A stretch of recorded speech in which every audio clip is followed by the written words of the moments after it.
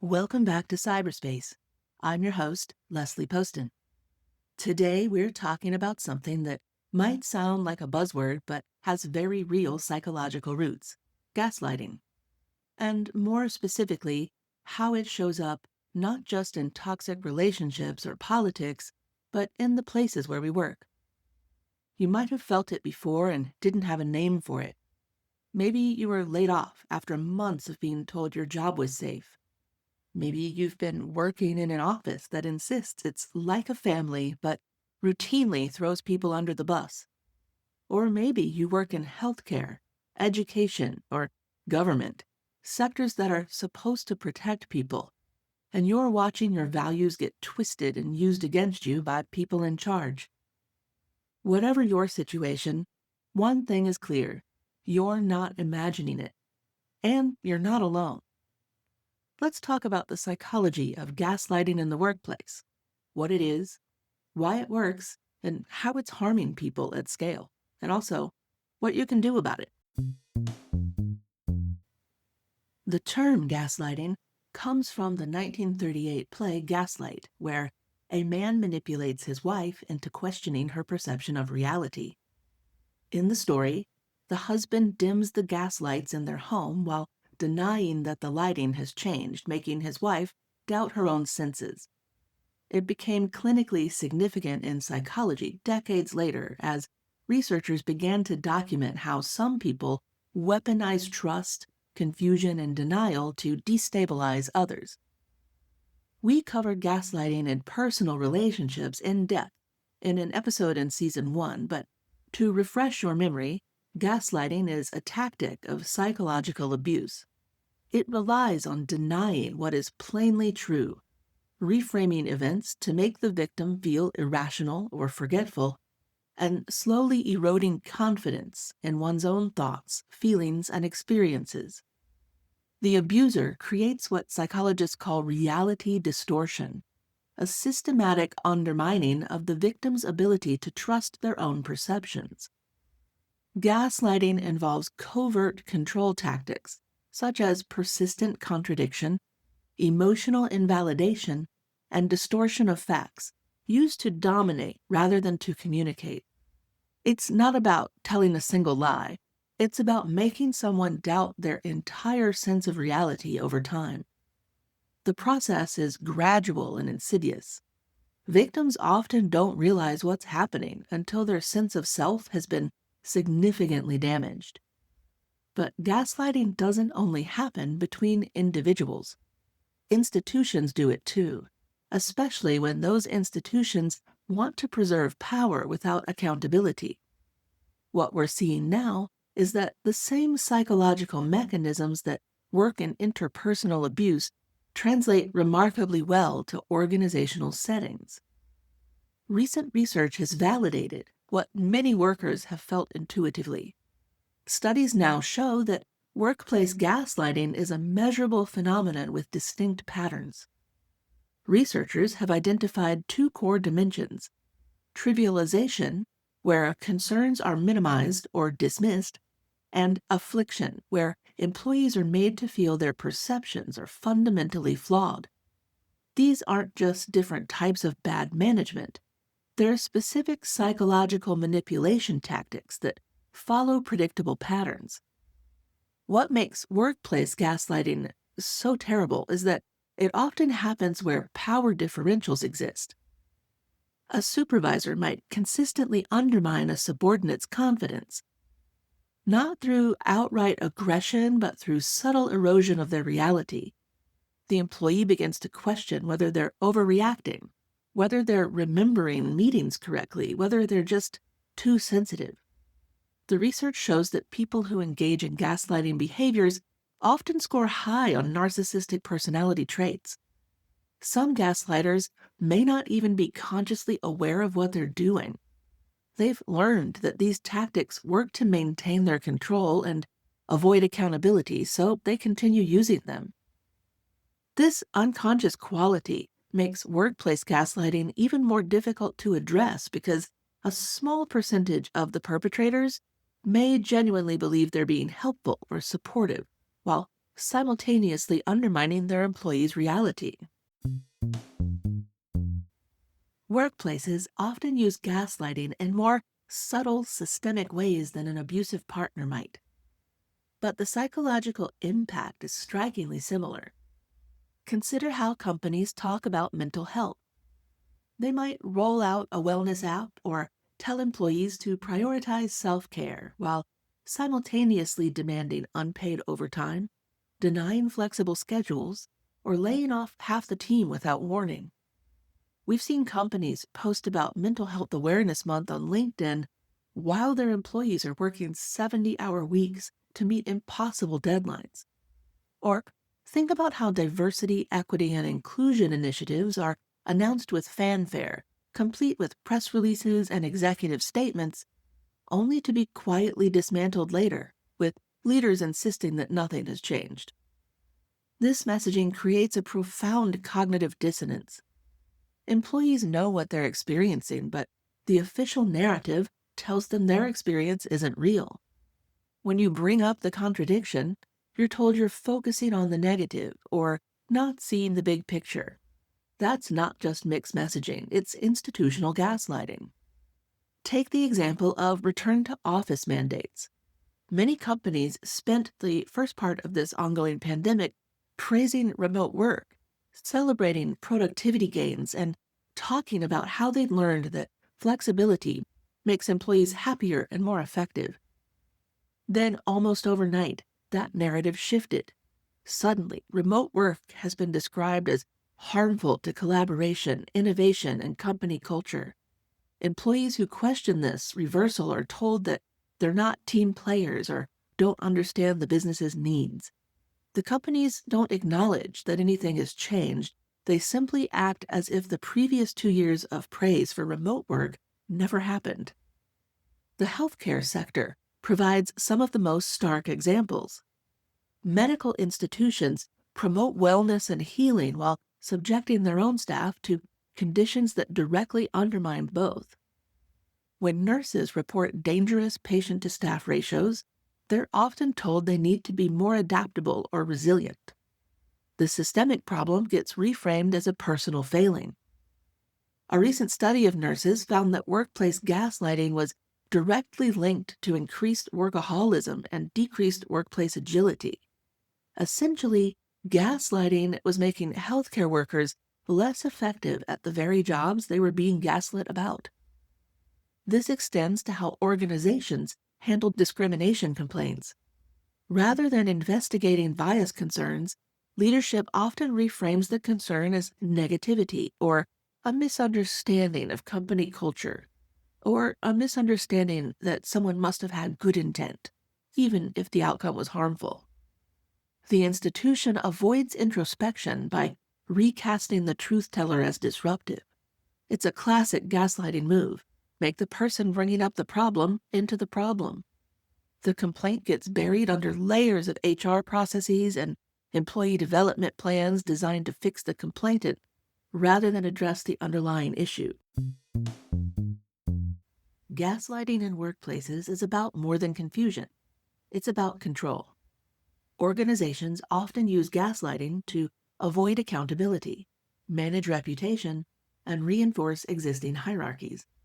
It pairs particularly well with toxic positivity, the forced optimism that demands everyone smile through dysfunction, and with vague corporate values like excellence, grit, and professionalism, which can be weaponized against anyone who questions authority. The intersection of gaslighting and toxic positivity creates what we call a double bind for employees. They're told that expressing negative emotions is unprofessional, but they're also expected to be authentic and bring their whole selves to work. When they try to address legitimate concerns, they're accused of being negative. When they suppress their concerns to maintain positivity, they're told they're not being honest about problems. It's a no-win situation that keeps employees constantly off balance and questioning their own judgment. Recent research has shown how toxic positivity functions as a form of emotional suppression that creates physical stress. When people are forced to suppress negative emotions, Their heart rates increase and their stress responses activate. Over time, this constant emotional labor takes a serious toll on both mental and physical health. What's cruel about workplace gaslighting is that it often targets the very people who are trying to improve the organization, the ones who care enough to speak up about the problems.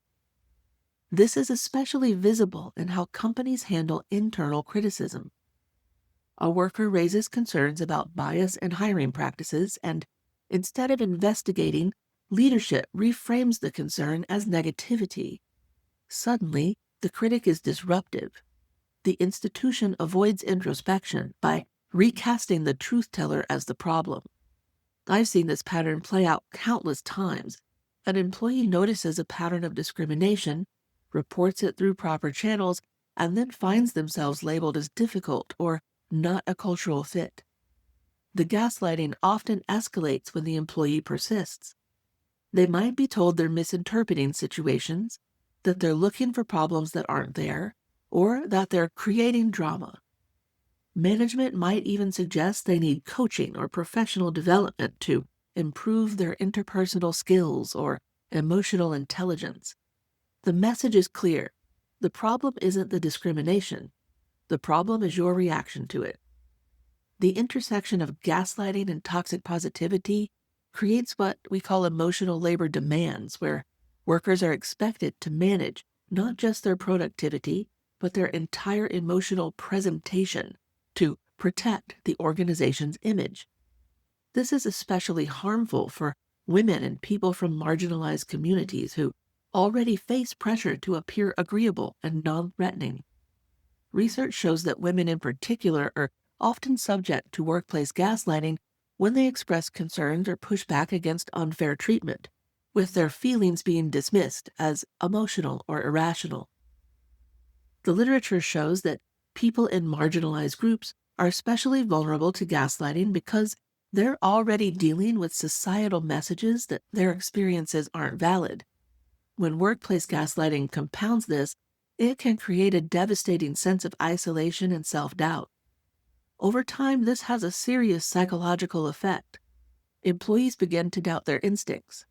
They question whether they're overreacting and wonder if the stress they feel is a personal failure rather than a rational response to manipulation.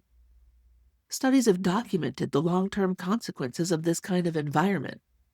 One by De Cruz and Aronha looked at emotional labor in call centers and found that workers experienced a kind of reality shock, an internal dissonance between what they were told about their jobs and what they actually experienced. Another by Hofhoel and Carniero connected workplace bullying to increased turnover and psychological distress in healthcare environments. When people are consistently told that their reasonable reactions are irrational, it's no wonder they begin to burn out, check out, or break down. The psychological toll extends beyond individual employees.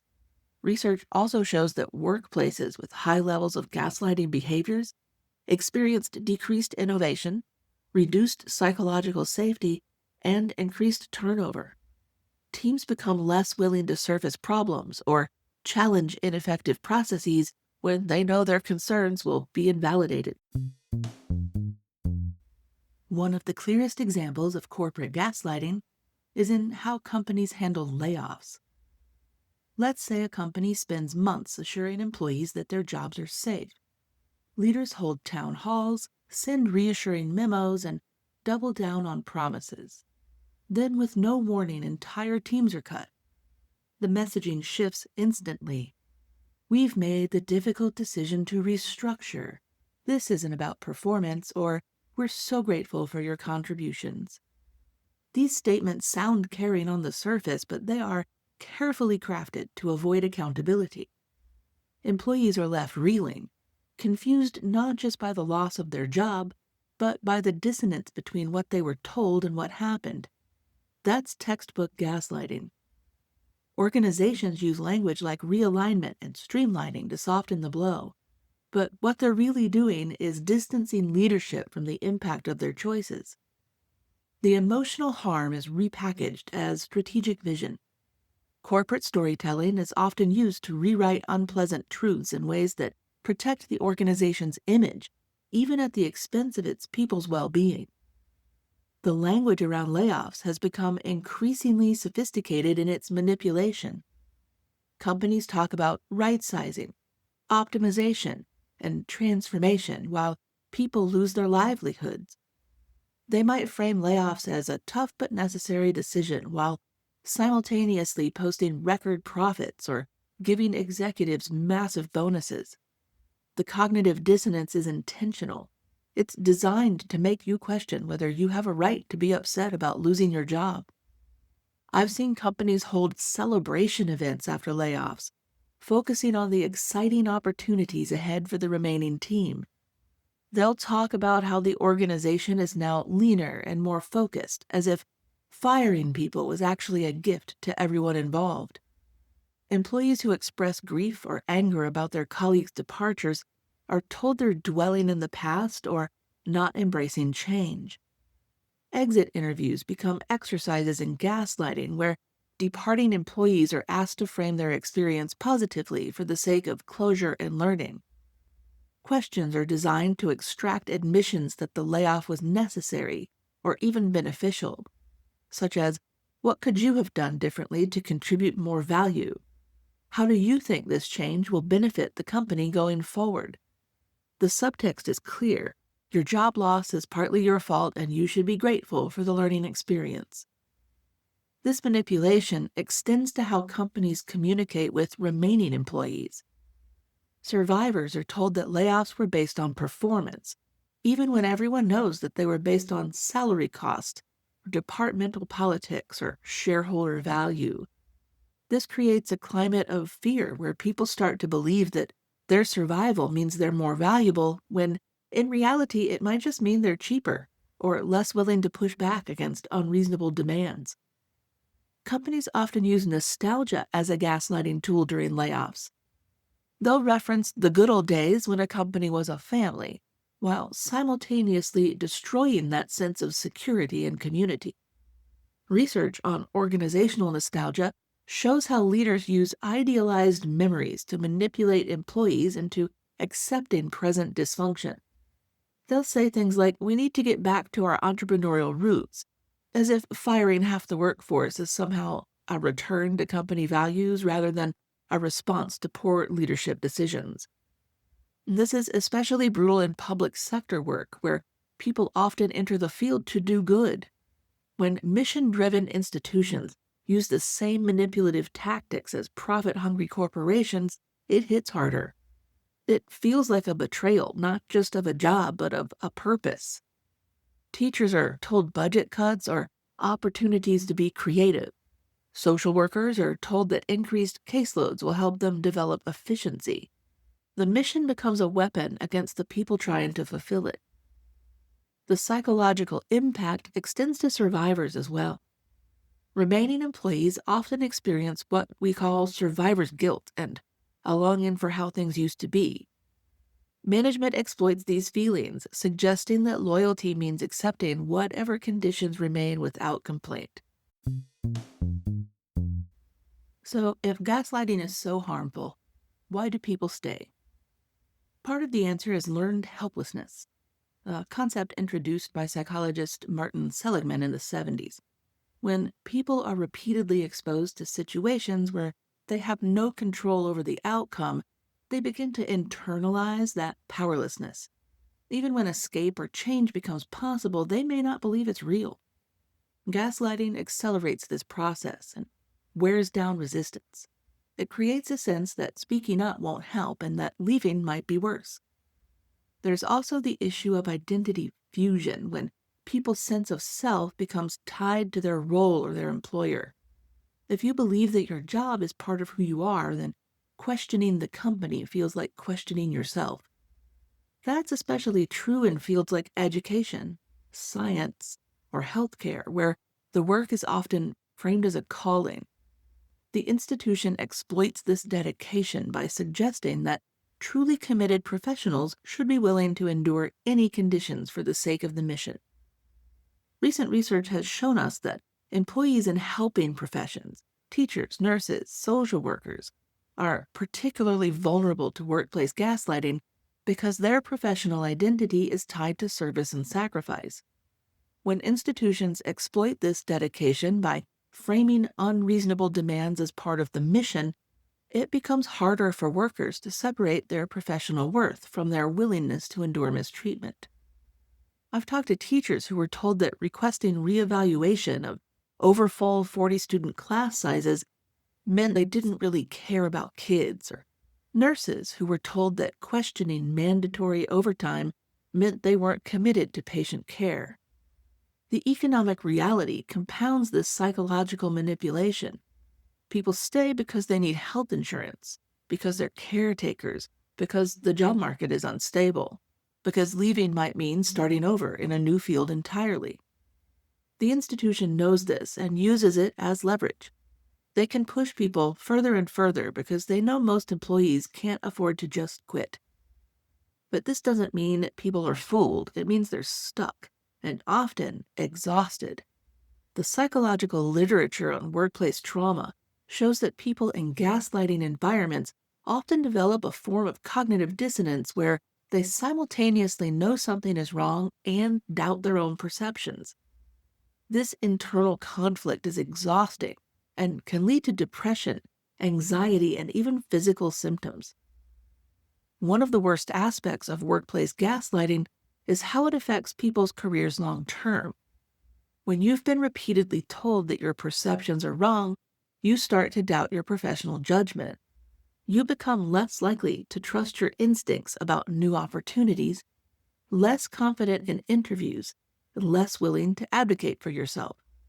The damage extends far beyond the toxic workplace. It follows you wherever you go. For many workers, especially those supporting families or dealing with visa restrictions, the power dynamic makes resistance feel impossible. The institution holds not just their income, but their entire future in their hands. This creates a form of economic coercion that makes gaslighting especially effective. When questioning your boss could mean losing your work visa or your family's health insurance, the psychological pressure to just accept their version of reality becomes overwhelming. The isolation factor is critical as well. Gaslighting works best when victims are cut off from reality checks.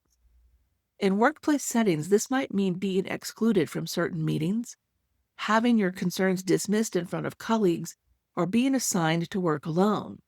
When you can't compare notes with others, it becomes much easier to doubt your own perceptions.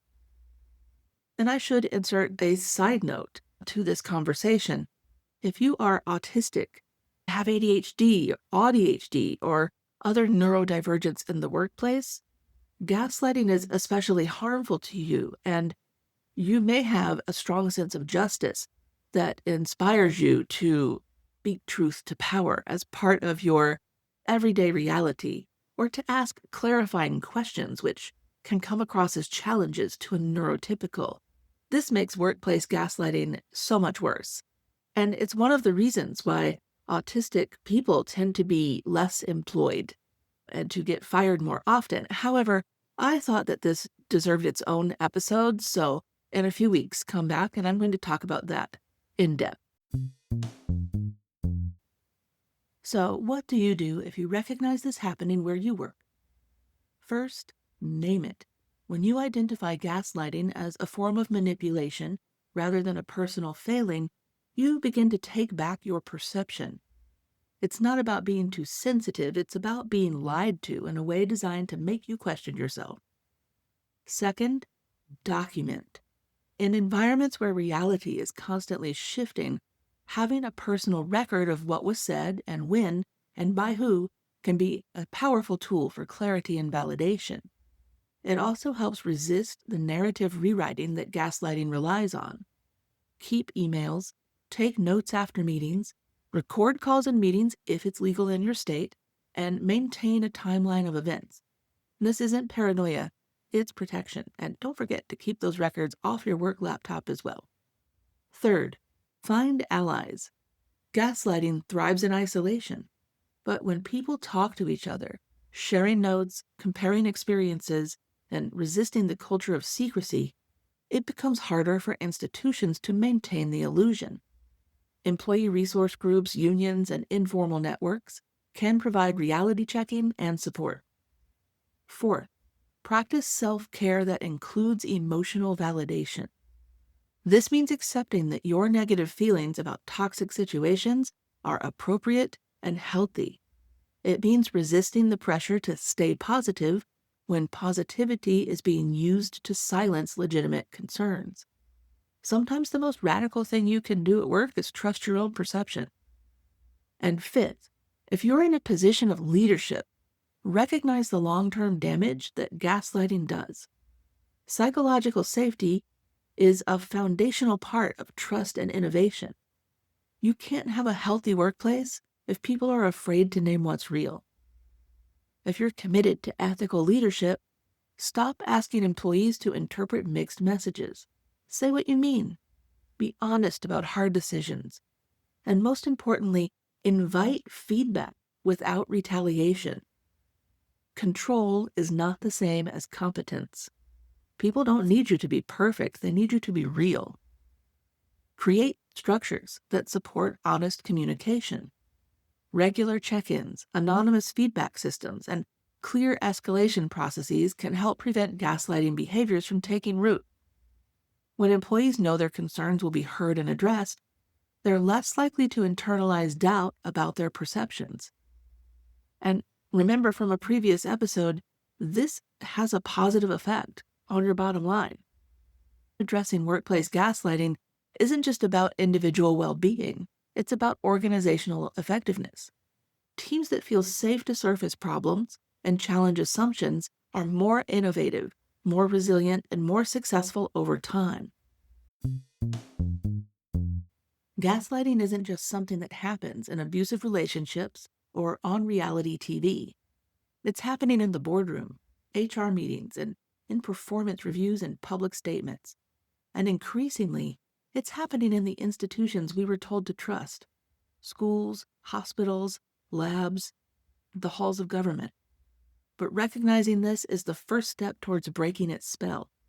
When we understand that confusion, self-doubt, and emotional invalidation can be tools of institutional control, we can begin to resist them.